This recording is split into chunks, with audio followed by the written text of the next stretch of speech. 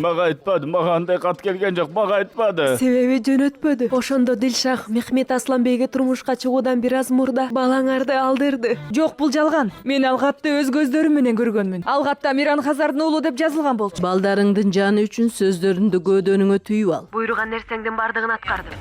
Эмне деген болсоң ошону айттым. Эми бизден алыс болгун. Эми Миран Хазардын уулу экенин эч кимге далилдеп бере албайсың. Неберелеримди да бир азаптан куткарып алайын. Кимдин үйүнөн кимди кууп жатасың? Өч алуу үчүн колдонуп аятка таштап кеткен кызыңды кууп жатамын. Чыгып кет мындан. Генүл! Бул аял бул үйдөн чыгып кетет. Эч кайда кетпейт Генүл. Жолобогун мага. Жолобо. Генүл! Рейан, мында эмне болуп жатат? Эч нерсе болгон жок. Чоң энең бизди жараштыргысы келет экен. Туура айтат ооба. Хазардын күнөөсү экендигин далилдеп, Рейан менен Мирандын башын бириктирсең, мына ошондо гана үй бүлөңдү табасың. Сага көрсөтчү биринчи кат даяр, Рейан. Апа эмне болду? Тынчтанып алыңыз. Бири-бирден айтып бериңиз. Эжем эмне болду? Чоң энең болсо Реянды үйгө чакырыпты.